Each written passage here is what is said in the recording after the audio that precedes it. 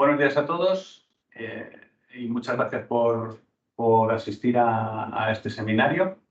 El título de este seminario es el diseño de un entorno colaborativo de Scratch Junior para mesas multifactoriales. Y lo que queremos hacer aquí en este seminario es presentar un trabajo sobre el diseño de estos entornos de programación basados en bloques, en concreto Scratch Junior, utilizando y mezclando dispositivos que se supone que tienen que mejorar el impacto educativo de estos entornos, como son las mesas multitáctiles. En este trabajo han participado Pedro Paredes, a mi derecha, Maximiliano Paredes, también a mi derecha, y yo mismo soy Jaime. Entonces, en este seminario lo vamos a dividir en cinco partes. En primer lugar, haremos una pequeña introducción de lo que vamos a hablar, y a continuación hablaremos de las tres fases por las que ha ido pasando el diseño de este sistema. En primer lugar, una fase de diseño participativo. En segundo lugar, la generación de un prototipo de baja fidelidad en función de los resultados del sistema participativo. Finalmente, el prototipo de alta fidelidad y el prototipo ya más funcional en función de los resultados que teníamos en el prototipo de baja fidelidad. Para terminar, pues acabaremos con un breve resumen del trabajo que hemos realizado. Continuamos todos con la introducción. Bien, la idea básica de este trabajo comenzó por tratar de utilizar el paradigma de programación basada en bloques para enseñar la programación. Como bien es sabido, este paradigma tiene unas ventajas, como son la facilitación, ¿vale?, del acercamiento a la programación, ya que no tiene necesidades de sintaxis y quita demasiadas, muchos aspectos complejos que para comenzar a programar pues pueden resultar casi más dificultades que ventajas, ¿vale?, para el aprendizaje de la programación. Entonces, no estamos centrados, y de hecho esto se hace en el marco de un proyecto, el proyecto programa, que es precisamente centrado precisamente en la utilización de la programación basada en bloques. Por otro lado, es bien conocido que el aprendizaje colaborativo es una metodología más que usada en gran parte, en gran cantidad, yo sí me atrevería a decir, la mayoría de las aulas, ya sean universitarias, ya sean preuniversitarias, ¿vale? Es un aprendizaje, es una metodología de aprendizaje que aporta muchas ventajas y además aporta mucha formación, no solo ya en habilidades, lo que se llaman como hard skills, es decir, habilidades en la disciplina que se está trabajando, sino también habilidades más transversales. Y además es un enfoque que permite y ayuda a aprender a los participantes, no solo por ellos mismos, sino por la interacción que tienen con el resto de compañeros y de participantes en ese aprendizaje. Por lo tanto, creemos que una buena forma de tratar de trabajar la enseñanza de programación basada en bloques dentro de aulas, siempre nos enfocamos siempre en el entorno preuniversitario, creemos que un buen enfoque es precisamente el aprendizaje colaborativo. Aunque no tiene nada que ver con la programación basada en bloques, de todos es conocido pues las técnicas de programación como el pair programming o el stream programming, que es precisamente un enfoque un tanto restringido, pero también de trabajo colaborativo en programación. Bien, pues nosotros creemos que el aprendizaje colaborativo es un buen método para tratar de fomentar, de enfocar el aprendizaje de la programación basada en bloques. Y a esto, ya que estamos y nos vamos a centrar en Scratch Junior, que es una es una herramienta utilizada en niveles de infantil y de primaria, somos conscientes de que en estos niveles el aprendizaje cara a cara, el hecho del aprendizaje mediante técnicas o actividades manipulativas, son muy importantes. Entonces, lo que vamos a hacer es incluir lo que llamamos las mesas multitáctiles. Las mesas multitáctiles son dispositivos que podemos utilizar para interactuar con un software, ¿vale?, pero directamente utilizando movimientos y toques en una mesa que nos permite trabajar, ¿vale?, de forma extensa con una serie de elementos que tengamos en ella. Bueno, pues nuestro enfoque de trabajo, al fin y al cabo, es trabajar incluyendo, ¿vale?, organizando estos tres enfoques. Estos tres enfoques que, como hemos visto, hay muy pocas iniciativas que los combinan, ¿vale? Si hemos encontrado alguna, ¿vale? Por ejemplo, el pongo aquí unas imágenes de un software que se llama Talent Grace, que lo que podéis ver es, pues, o el objetivo de este enfoque, de esta herramienta, era poder mezclar un entorno de programación basado en bloques y poder utilizarlo desde un ordenador, como podéis ver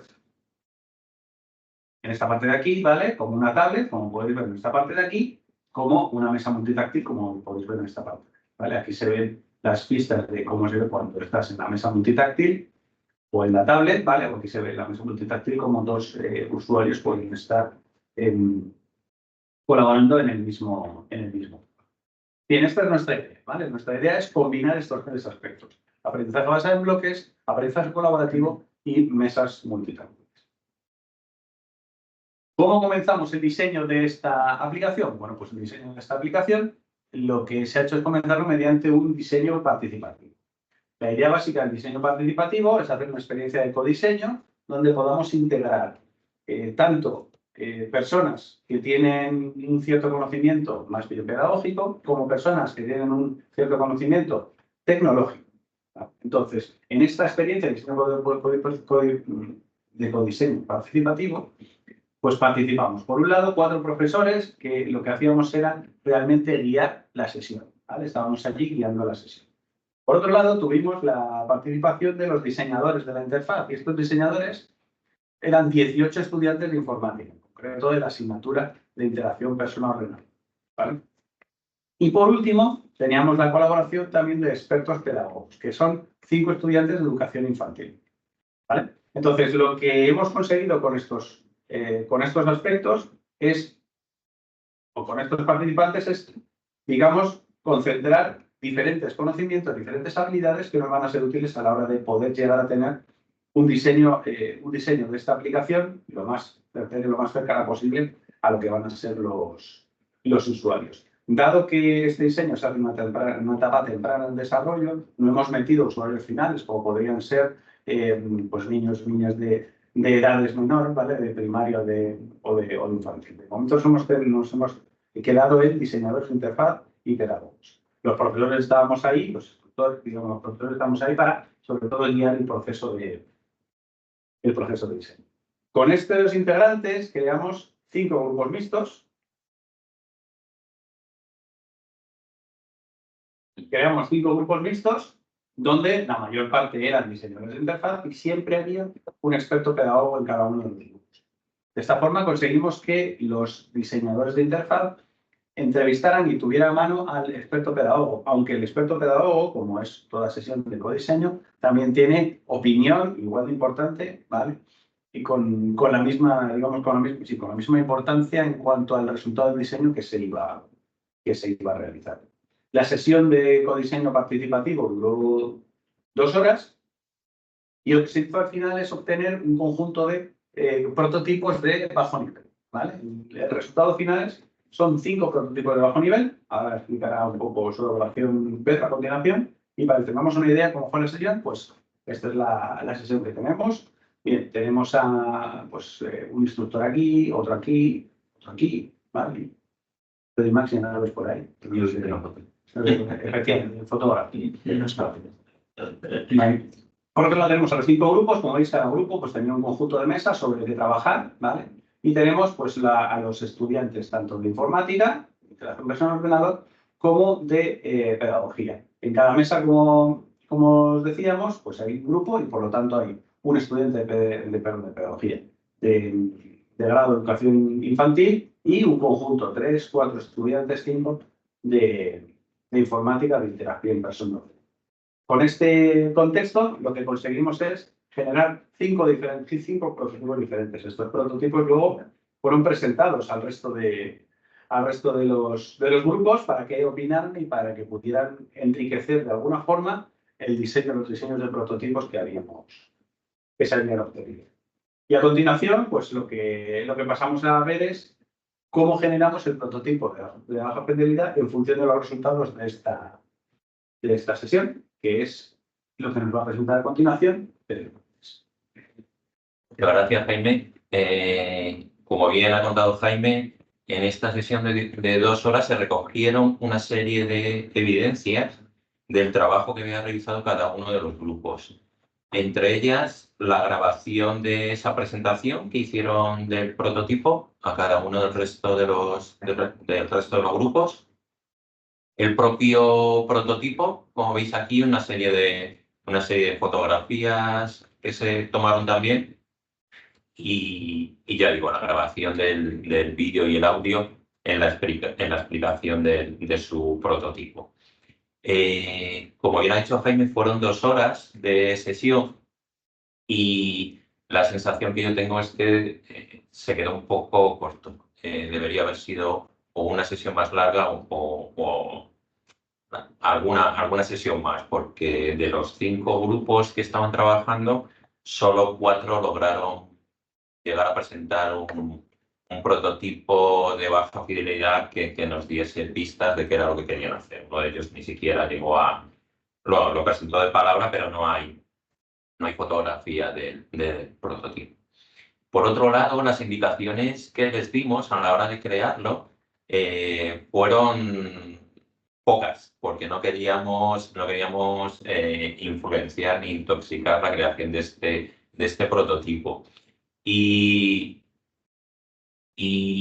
a lo mejor demasiado poco en el sentido de que cuando uno ve los prototipos que se diseñaron, pues a veces no encajan con esta filosofía que contaba Jaime de las mesas multicontacto, en las que uno pues básicamente utiliza gestos naturales a la hora de interaccionar con los elementos, es decir, arrastra o agranda o empequeñece o hace gestos con la mano que haría en la vida cotidiana, ¿no? O al menos en la interacción. Son gestos que ya están integrados en la interacción con dispositivos táctiles. Entonces, bueno, algunas de las cosas que se ven, pues son que el usuario tiene que pulsar o desplegar menús, cuando en realidad nosotros lo que queríamos era que la información estuviese lo más persistente posible en la pantalla, ya que estamos trabajando, como ha dicho bien Jaime, con niños de corta edad, ¿no? De educación infantil o primeros años de primaria, pues no queríamos o queríamos que al menos casi toda la información fuese persistente en la pantalla, ¿no? Que no hubiese información que aparece y desaparece y no quedase claro cuándo aparece o cuándo tiene que desaparecer. Entonces, bueno, este es uno de los prototipos que se presentaron, que como veis se divide en áreas de trabajo individual, está dividido en 4 áreas, y un área central de trabajo común en la que aparece pues, el escenario con los personajes y algunas de las funcionalidades que tiene Scratch Junior pues se integraron aquí en este espacio común. Mientras que en el espacio de trabajo individual lo que se hacía era generar el código, los scripts de cada uno de los personajes.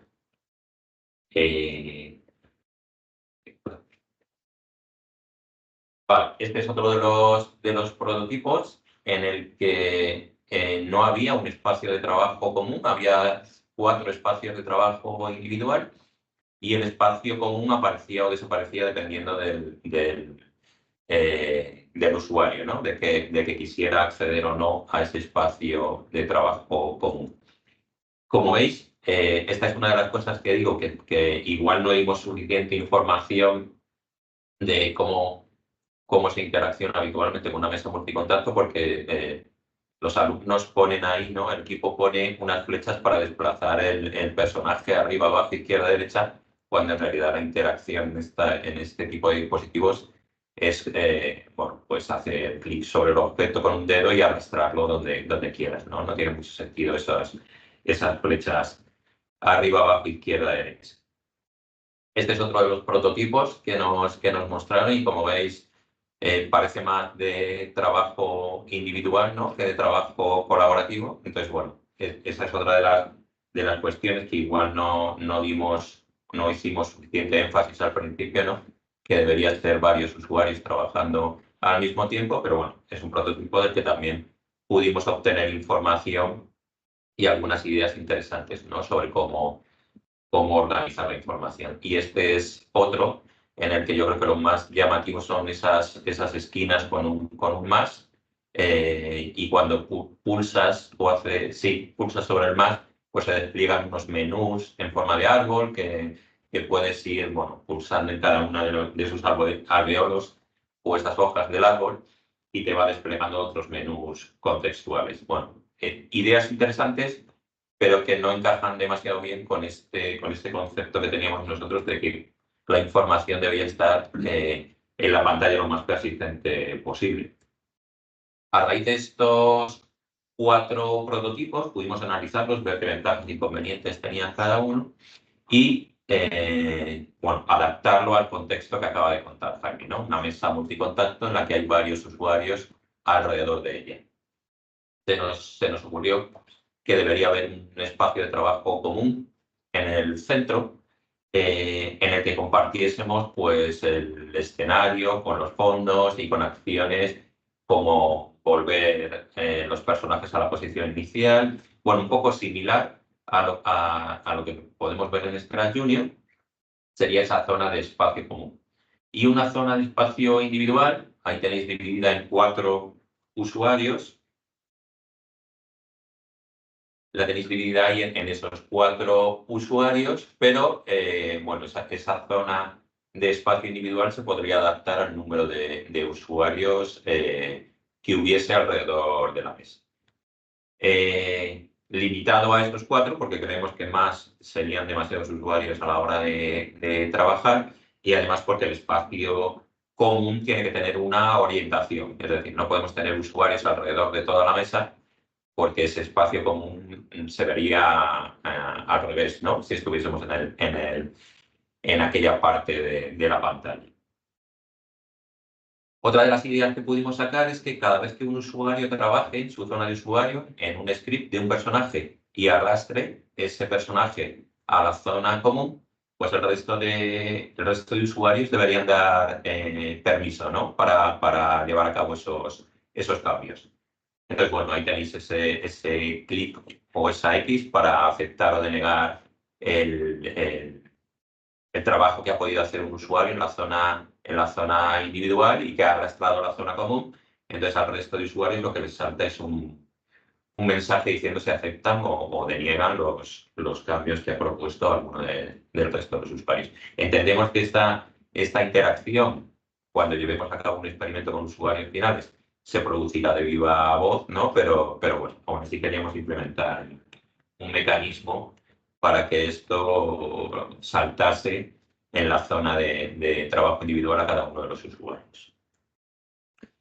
Y por último, en este prototipo de baja fidelidad, bueno, pues podéis ver cómo en el espacio de trabajo común lo que se tiene es el escenario con los personajes y algunas acciones que se pueden llevar a cabo sobre él. Y lo que tendríamos en los espacios de trabajo individuales pues sería la edición tanto del escenario, ¿no? O de los personajes y los scripts asociados a cada uno de los personajes. Esa sería la idea. Y bueno, la implementación del prototipo de alta fidelidad os la contará Maxi. Bueno, pues efectivamente yo voy a cerrar la presentación en este último bloque, donde voy a presentar pues, el prototipo de alta fidelidad. Este prototipo de alta fidelidad ha sido desarrollado dentro de un marco de un TFG, de un alumno de la Escuela de Informática. Y el prototipo ha sido desarrollado en 2 fases. En una primera fase se realizó un primer prototipo de alta fidelidad, pero con una herramienta de prototipado, en concreto utilizamos Figma. Y luego ya, cuando ya tenemos las ideas más claras, pues entonces ya pasamos a generar un prototipo ya funcional que se utilizó como tecnología de desarrollo único. Aquí tenemos en esta diapositiva, un poco para que nos hagamos idea de este primer prototipo de alta fidelidad con Figma, donde en Figma cada uno de los recursos que tú quieres que se formen parte del prototipo, sea un botón, sea una pantalla o cualquier elemento, pues lo tienes que definir, configurar sus propiedades y meterlos dentro de una estructura de contenedores, digamos, ¿no? Luego ya, una vez que has definido todos estos elementos, pues ya lo que se hace entonces es enlazar y le puedes dar al prototipo le puedes dar una funcionalidad de interacción y de navegación entre los diferentes elementos de la interfaz de usuario que has cortado. Con esta herramienta, por tanto, lo que hicimos fue programar o generar las visualizaciones de cada uno de los elementos que queríamos probar. En concreto, pues fue la de darse de alta, añadir un usuario, hacer una propuesta y crear un pequeño script. Y entonces, para algunos de estos elementos, creamos las escenas concretas, aunque aquí en la diapositiva no aparece. Luego, los caminos para generar la interacción dentro del prototipo se tuvieron que añadir directamente uno a uno. Es un prototipado potente porque con esto lo que acabamos obteniendo fue un prototipo ya interactivo, una versión interactiva bastante parecida a un prototipo final. Pero es tedioso, es una herramienta un poco tediosa para generar prototipado porque ya digo que tienes que establecer cada una de las rutas de cada uno de los elementos que tú quieres que forme parte del perfil. Una vez que ya tuvimos esto claro, pues pasamos un poco a pensar ya en el prototipo funcional. Y con este prototipo funcional lo desarrollamos con Unity y principalmente lo que hicimos fue establecer un subconjunto de Scratch Junior, ya que evidentemente todos los bloques y todas las posibilidades que tenemos para poder desarrollar un script junto con escenas, personajes, etcétera, pues al final era, para ser un prototipo, se nos iba mucho de volumen de trabajo. Entonces, en primer lugar, lo que hicimos fue pensar y acotar los recursos de programación que vamos a utilizar en este prototipo. Como vemos aquí arriba en la... no sé cómo haces eso. ¿Cómo lo haces? Control y clic. Control y Control, vale, perdón. Como vemos aquí arriba, esta es la paleta realmente de componentes que iba, únicamente esta paleta es la que íbamos a utilizar. Por supuesto, uno de los objetivos que teníamos era utilizar los recursos lo más parecido posible a Scratch Junior, puesto que ese era el objetivo del proyecto. Y aquí arriba, para cada uno de estos elementos de la paleta de elementos que tiene el estudiante para poder programar su script, en concreto, para cada uno de ellos seleccionamos dentro del movimiento los 4 movimientos básicos, ¿vale? Luego seleccionamos también dentro de control, pues en concreto utilizamos nada más que uno, el del temporizador, el del retardo. Utilizamos también algunos recursos de apariencia, como vemos, algunos bloques de apariencia, aumentarlo, retroceder o restablecer, disminuir el tamaño del personaje. Algunos bloques también relacionados con multimedia, en concreto solamente el bloque de sonido, que reproduce un pop de sonido. Y luego, por último, dentro de eventos, pues únicamente el evento de iniciar, la ejecución del script y de finalización del script. Estos son todos los recursos que este prototipo funcional nos propusimos poder implementar. Perdón. Vale. Luego, efectivamente, ya ha hablado Pedro también sobre la cuestión del número de participantes.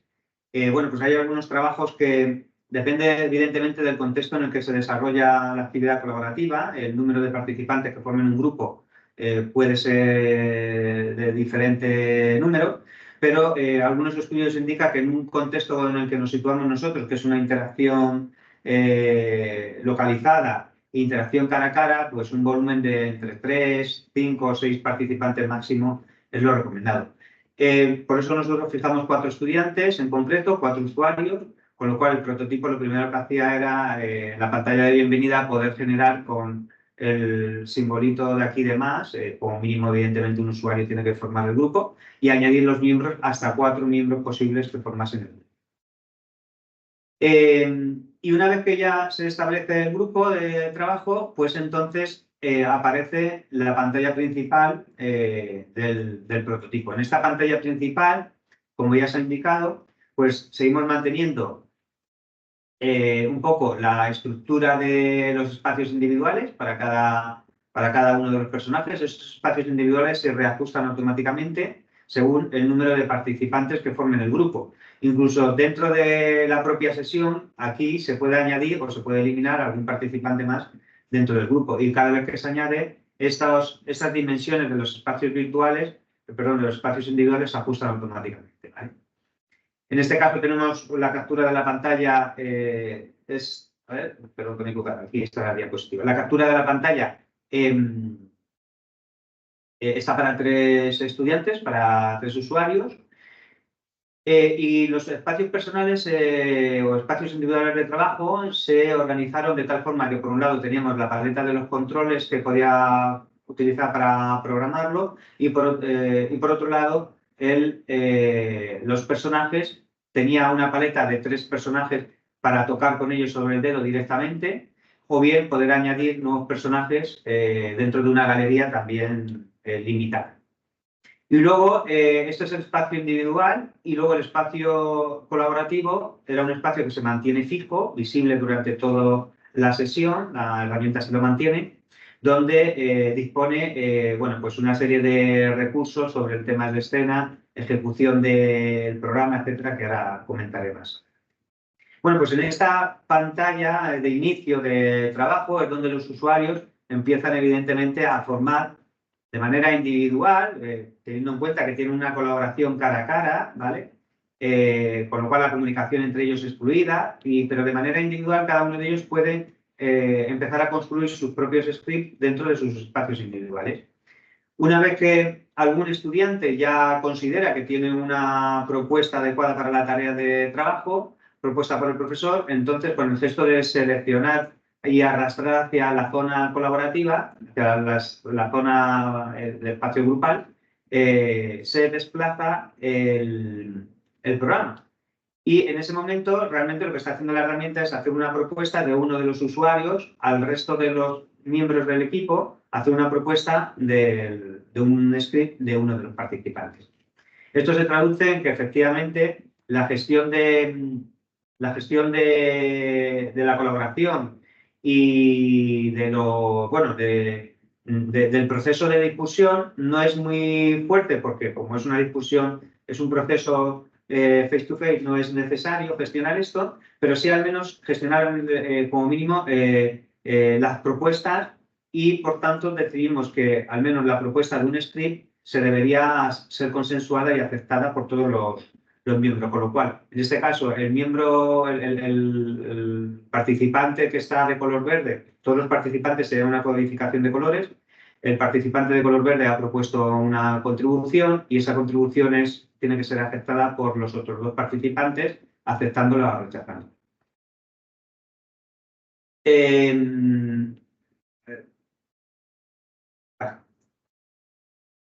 En el espacio grupal, pues como ya he dicho, hay un espacio principal que es donde se muestra, madre mía, que Lía es súper sensible, donde se muestra la ejecución del script, el resultado del script.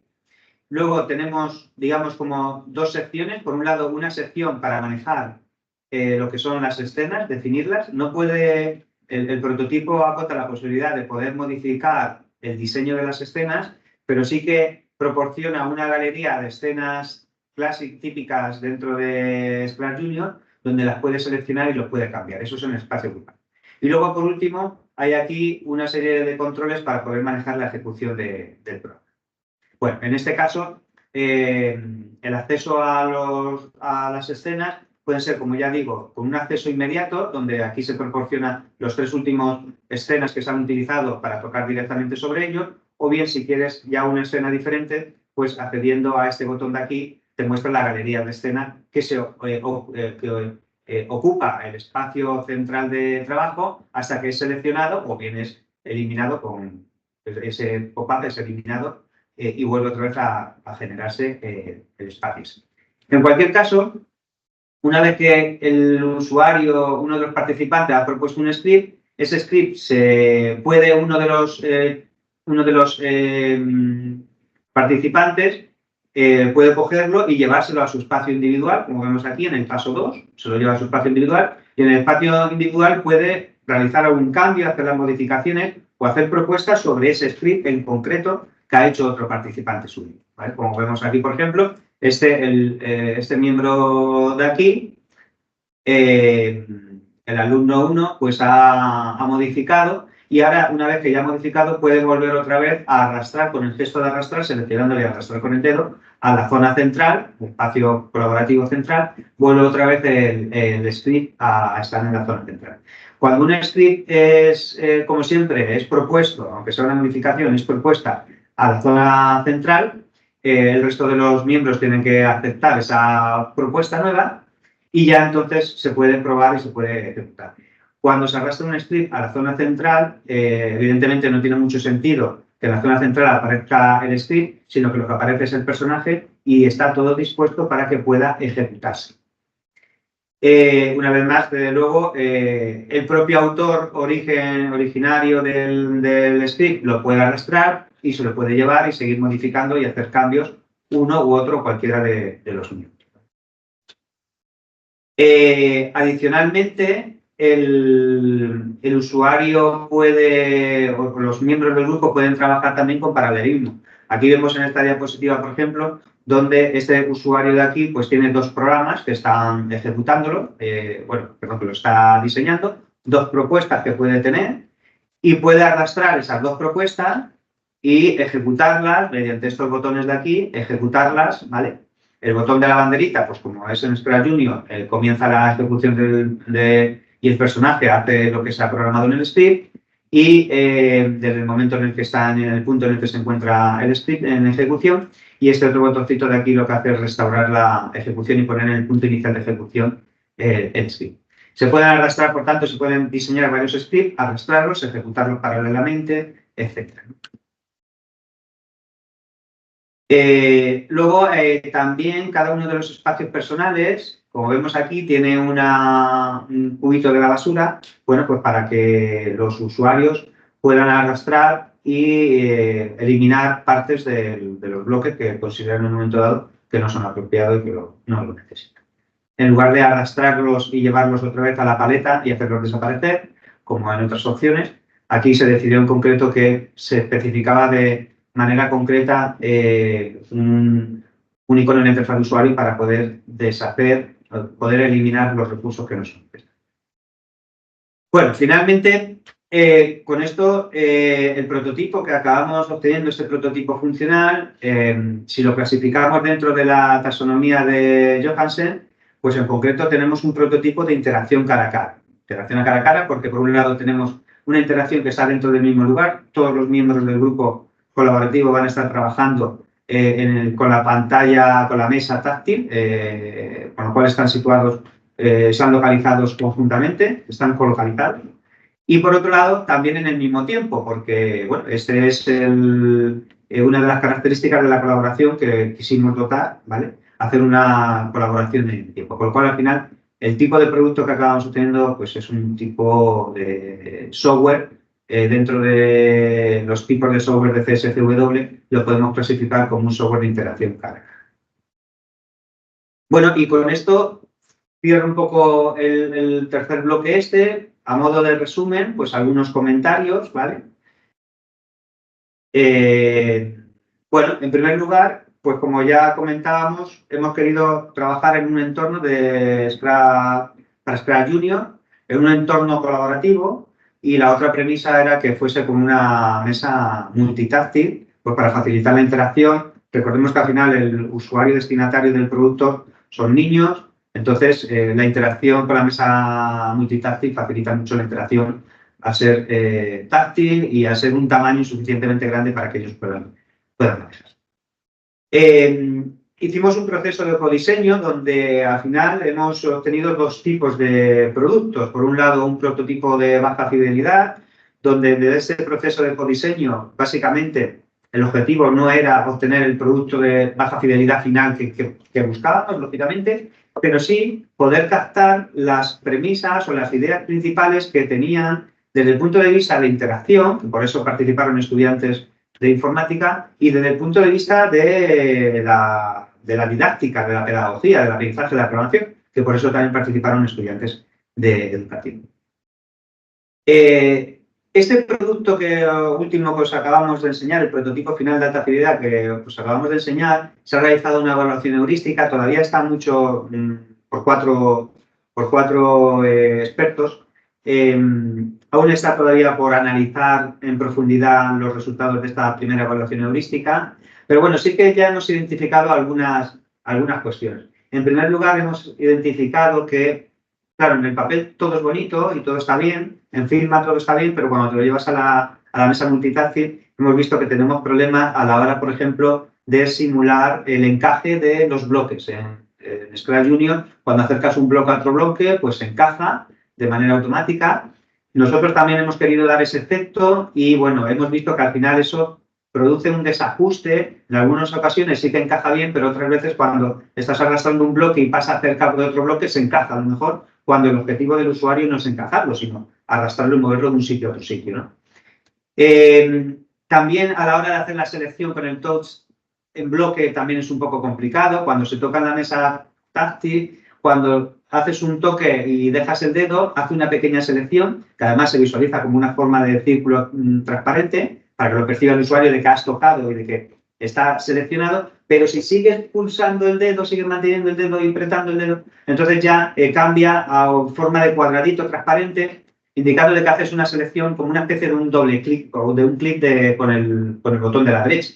Entonces, esto también puede dificultar un poco la interacción a la hora de que un niño seleccione, porque el niño toca o puede apretar más o puede mantener el dedo durante más tiempo y al final la herramienta no sabe muy bien si está haciendo una selección o está accediendo a una opción del menú contextual.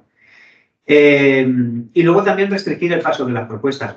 Es verdad que nuestra idea, como hemos visto ahí en el prototipo, donde cualquier propuesta que yo hago se la mando al espacio principal, espacio colaborativo, y esto va a generar unos pop-up de aceptación por parte de los miembros del grupo, pero el prototipo, tal y como está implementado ahora, pues resulta que puedes arrastrar y seleccionar y pasárselo al lado, sin que escape, por tanto, al control de consensuarlo en el grupo, ¿no? Con lo cual, aunque ya digo, no hemos analizado bien en profundidad esta evaluación heurística, ya en esta primera evaluación hemos detectado algunos problemas que evidentemente son trabajo futuro y que tendremos que ir resolviendo. Pues esto es, yo creo que todo. No sé si alguno de mis colegas quiere añadir alguna cosa más. No, totalmente agradecer la atención y si alguien de los que está asistiendo quiere hacer alguna pregunta, pues aquí estamos los tres para responder aquellas dudas o cuestiones que os surjan. Yo, ya que estoy aquí, a mí se me gustaría hacer una pregunta. La verdad es que me parece muy interesante. Yo también trabajo como vosotros, en el proyecto también, y trabajo con Scratch Junior. Y os habéis planteado, me imagino, bueno, esto es una primera fase, ¿no? Pero os habéis planteado la opción de gamificar un poco lo que sería esta parte más colaborativa, ¿no? Y enfocar un poco más desde el punto de vista competitivo, entre comillas, ¿no? Pues que ganen puntos si lo hacen bien o incluso ganen puntos en grupo, vamos, comparándolo con otros grupos luego o algo así. La verdad es que no. O sea, en un principio no, porque no estamos centrados en el entorno de programación. Pero bueno, lo que tú estás probando realmente es una capa por encima de lo que es el entorno de programación colaborativo, una capa por encima, ¿no? Una especie de atrapa de bandera, ¿no? De cosas similares, ¿no? Una capa de la unificación que seguro que será interesante porque cuando esto se despliega en una clase, pues obviamente va a ser muy, muy importante tener esta capa en la que les haga competir de la forma más sana posible, porque son pequeños. Pero sí, eso es algo que... Yo creo que depende un poco de lo dirigida que sea la tarea. Es decir, si les vas a dejar que jueguen libremente con el entorno, pues evidentemente la capa de gamificación no la veo demasiado, pero sí es verdad que si es una tarea más estructurada en la que el profesor es el que establece las tareas y las metas a las que tienen que llegar, y pues es muy interesante. Yo lo veo muy acertado si es una gamificación desde el punto de vista colaborativo, es decir, desde el punto de vista grupal. Porque, yo creo que una de las cosas que puede pasar probablemente es que cada estudiante, cada alumno, cada niño dentro de su espacio se va a poner a hacer su programa, se va a poner a hacer su script. Y no ese es el objetivo, es decir, el objetivo es que conjuntamente construya un script. Pero como está organizado en espacios individuales y cada uno de los espacios individuales tiene los recursos suficientes para poder generar un script único, yo creo que cada niño va a ponerse a hacer su script. Si hacemos una gamificación en la que, digamos que te da puntos por hacer cosas o hay una cierta competencia, vamos a aislar más todavía la cooperación, va a ser más reducida. Sin embargo, si a nivel de grupo pues se establece una serie de hitos, pues venga, a ver, primero que se haga tal cosa y se consigue que se ejecute y ahora que se cambie el personaje y ahora que se cambie la escena. Y cada uno de esos elementos están gamificados y van viendo ellos que van teniendo puntos. Yo creo que puede ser hasta beneficioso porque les puede promover, evidentemente, les puede motivar. Gracias. Muy interesante. Bueno. No sé si desde casa, Diana o Raquel, ¿tenéis alguna pregunta? Creo que tenéis habilitado el micro si queréis hablar. Hola, pues a mí me ha parecido muy interesante. Muchísimas gracias, porque además yo entiendo lo que habéis estado diciendo, porque como supongo que la mayoría de esos alumnos no habían usado una mesa multitáctil, les cuesta entender ese concepto. Y fíjate que es un recurso luego muy útil en el aula y es muy potente, ¿no? Esta combinación que estáis buscando vosotros de combinar la enseñanza de la programación Scratch Junior para estos edades tempranas, ¿no? Y al mismo tiempo usar la multitáctil, involucrar a los futuros estudiantes ahí con con el desarrollo de la aplicación en la mesa, me parece muy bueno. Y otra cosa que tenía ahí en mente, porque una vez me lo dijeron, fíjate, en una revisión, en un artículo, y decía que claro, que a lo mejor, os lo digo porque a mí me lo dijeron los revisores para compartir, que a lo mejor los futuros estudiantes de educación infantil no eran los que más sabían sobre cómo hacer un diseño. Es que me lo dijeron tal cual porque yo estaba haciendo lo mismo, utilizaba en este caso cuestionarios para diseñar conjuntamente el prototipo del robot con los estudiantes de educación primaria. Y lo que me decía el revisor es que son estudiantes que aún no tienen muchísima, como entrenamiento, ¿no? Muchísima práctica de enseñanza con niños en estas edades. ¿Y que qué le decía yo al revisor? ¿Qué le diríais? Esa es mi pregunta. Yo respondí, ¿eh? Yo respondí. A ver qué diríais vosotros.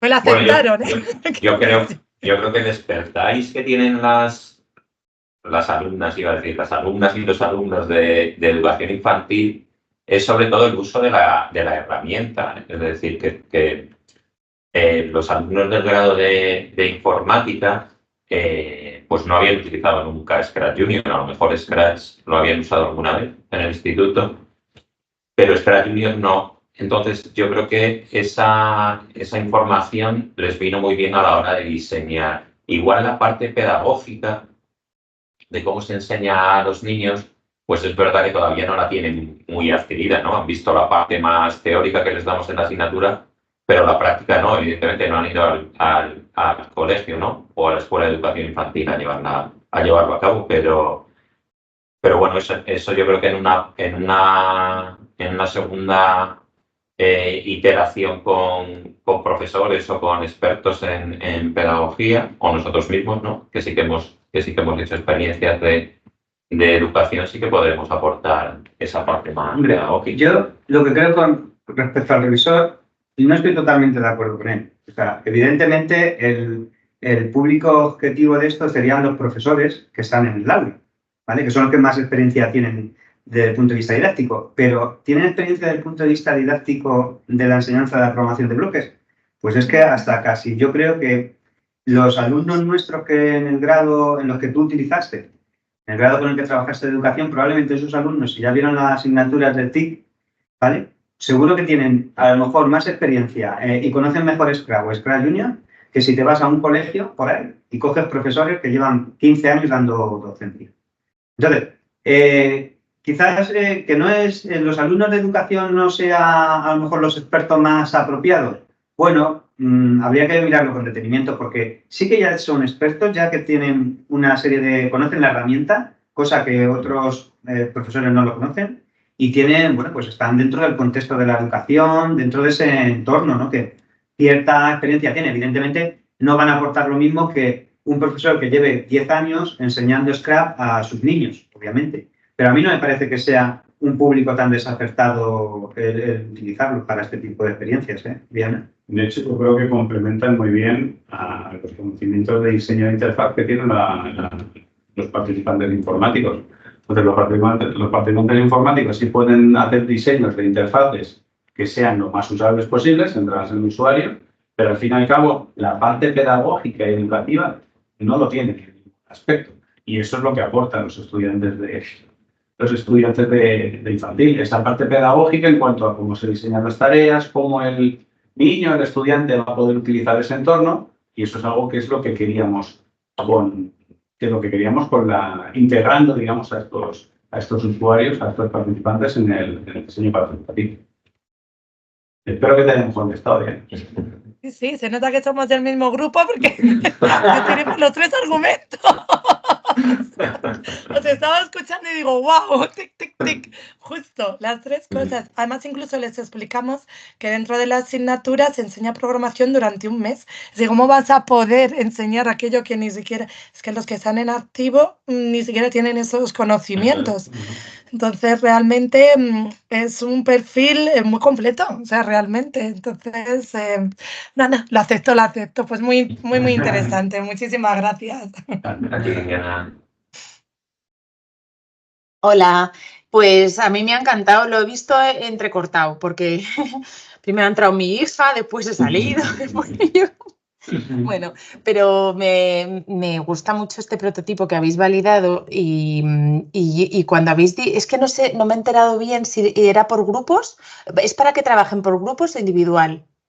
Por grupos. Por grupos. Pues entonces, si es por grupos, porque habéis dicho gamificación, no, la gamificación les motiva mucho. Yo, por ejemplo, poner una tabla del líder, del grupo, el grupo 3 va por delante. Simplemente hay unas tareas bien claritas y quien las va completando, pues va saltando. Son niños sin competencia mala, pero quien las va completando va pasando de nivel. Yo pondría niveles y tabla del líder, es decir, que el equipo 1, que se lo está currando más, pues está más arriba. Y que se ayuden, sí, pero no sé, eso y los puntos, o sea, tabla del líder y puntos por equipos, que ya no estamos poniendo a uno, estamos poniendo al equipo. Entonces, es como cuando haces un escape room, el equipo intenta ganar. El equipo, ya no es individual, y yo creo que les motiva, les incita a estar atentos, pero bueno, como veáis. No, pero sí, precisamente justo lo que acabas de comentar, Raquel, era la línea en la que estaba Maxi comentando que la gamificación a ese nivel de grupo está muy bien. O sea, lo que no vemos es la gamificación a nivel dentro del grupo, intragrupal. No, vale, pues entonces ya está. Pues pensamos igual. Sí. Vale, pues nada, que está fenomenal. Si tenéis a alguien que lo desarrolle, pues yo lo veo súper bien. Y luego hay que buscar. Madre mía. No tendrás tú a alguien, ¿no? Jope, pues mira, aquí debajo de la silla no. Es que no conseguimos. Es que no se quieren venir los informáticos, es súper chungo.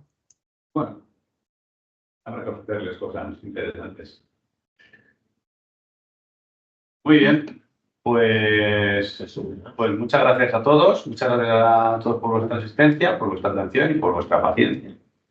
Y esperamos que esto haya sido de provecho. Pues cualquier comentario que tengáis, tanto ahora como después, cuando se vean los vídeos, pues estamos dispuestos a recibirlos. Tenéis nuestro correo, tenéis también la información del grupo de Elite, que es quien ha organizado esta charla, y podéis contactar con nosotros a través de nuestra web y a través de incluso Twitter. O sea que cuando queráis estamos abiertos a cualquier feedback que podáis darnos. Muchísimas gracias de nuevo. Muchas gracias. Gracias. Gracias. Hasta luego. Hasta luego. Hasta luego.